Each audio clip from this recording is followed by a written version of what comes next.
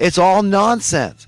If we really sat down and talked about stuff, if we're real, we're real. We want the same thing.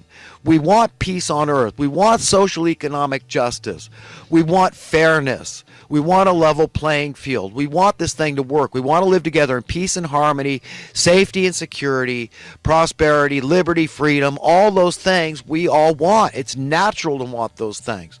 And to go out and to help, bring that reality to fruition. So we've got to fight the tyrants, got to fight the tyranny, expose them every chance we get, like it says. Have nothing to do with the fruitless deeds of darkness, but rather expose them.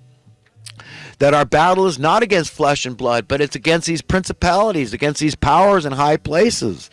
We've got to expose them. They hate it, and they're going to hate you for exposing them, but we've got to.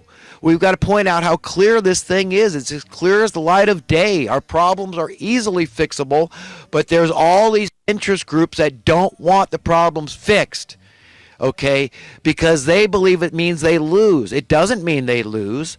Okay, unless, if they're fighting communists, the communists just want to take everything I have. Those socialists, they want to. I don't believe in that. I don't believe that we have to do that. Sound currency would allow the have-nots to have without taking from the haves, okay? That would create the rising tide of prosperity, gradually, slowly, incrementally. And we've got to work toward that as a means to an end. To finally, we don't care about money. We're also well off. A couple of bucks is worth a fortune. So that's certainly not Keynesianism, is it? No, that's much more like Adam Smith.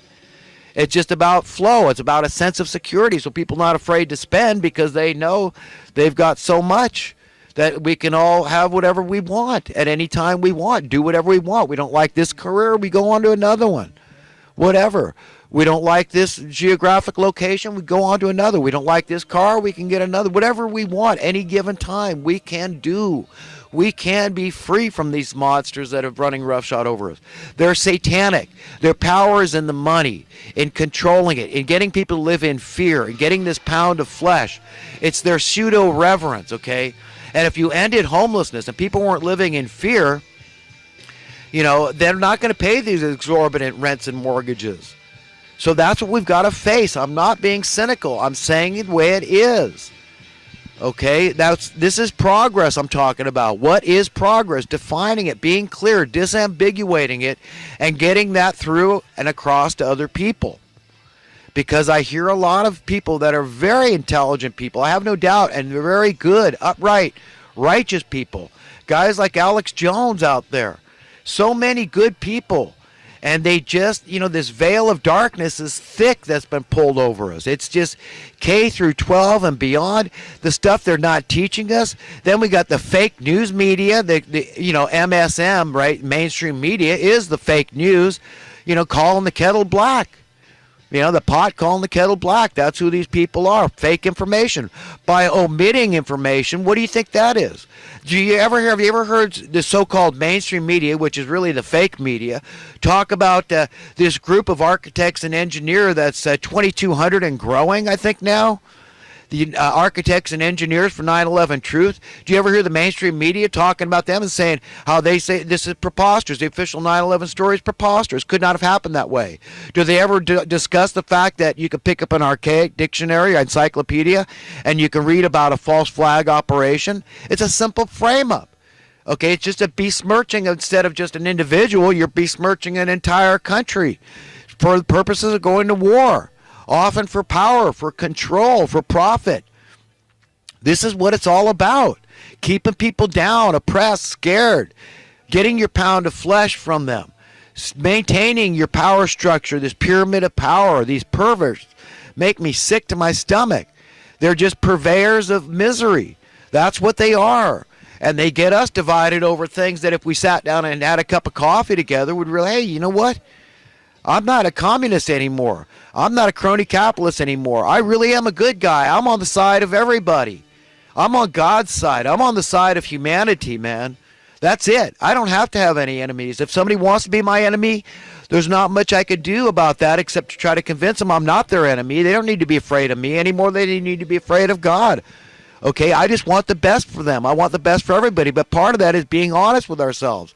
And when our perceived self-interests we feel are at stake, whether real or perceived, then we have an inclination to want to lie, to be not fully truthful. We rationalize stuff because we think that, this philosophy, this belief system goes against my best interest. We all do it. So we've got to admit it. That's confronting it. It's confession. That's the first step, admitting you're needy of God's knowledge and wisdom, of his sustenance. He gives you the food, the drink, the air you breathe. He allows you to survive. He gives you the wherewithal to seek shelter, okay?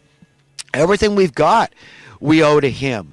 I know my own neediness is great, and I thank God every day for fulfilling it. My need, my gratitude, and my love for him all go hand in hand. That's relationship. That's something we all need to have, and only he can give it. I can't give it. All I can do is just be his friend.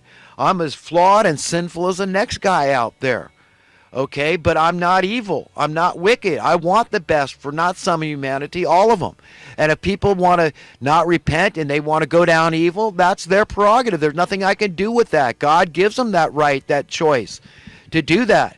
He doesn't make anybody serve him and love him and feel they need him and only him. But he highly recommends it if you want to feel deserving and worthy to go to a better world, to inherit a better society. That one I talked about, the peace and the harmony and the freedom and all that stuff. Not for some, but for everybody. Okay? If you don't need a harsh taskmaster in your life telling you what to do, what makes you think I do or he does or she does? Conscience should suffice. And who gave us our conscience? To go out and to utilize our talents and to serve humanity. He did. Okay, it's all about him and his goodness. He's the one that provides all of our needs, and he's the only one to thank and to love and to accept that love and thank for. It's from him. But we can lift each other. But when it comes to glorification, don't glorify any human being. They're just sinners.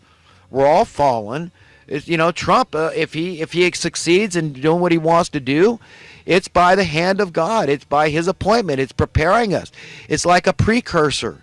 That's what he's doing to the return of Jesus. That's probably what's happening here. And Jesus doesn't want to catch us with our pants down like it's written. He doesn't want to catch us like a thief in the night when he returns. He wants us as ready as possible. He wants us all to be saved if possible. In the harvest of souls, he wishes we could all go to heaven. Maybe someday, somehow, even the evil people will, but they've got to be separated for now. For his friends' sake, he's got to give us relief. I'm tired of watching this thing unfold. I'm tired of watching injustice grow. I'm tired of watching anti-progress thrive and regression thrive.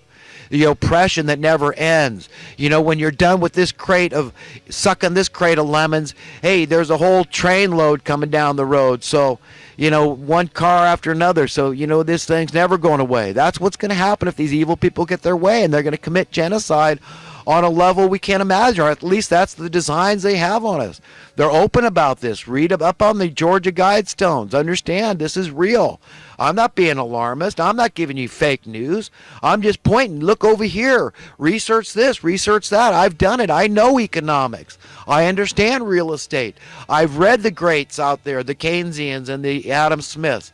And you can say, well, Keynesian, he was a money printer. No, you can embrace the idea of velocity of currency and, making society feel secure, cash flow, that without printing money. Like I said, if you embrace Keynesianism with Adam Smith, you've got a perfect combination as a means to an end. Eventually, we don't need money at all. It renders money, it renders Satan irrelevant.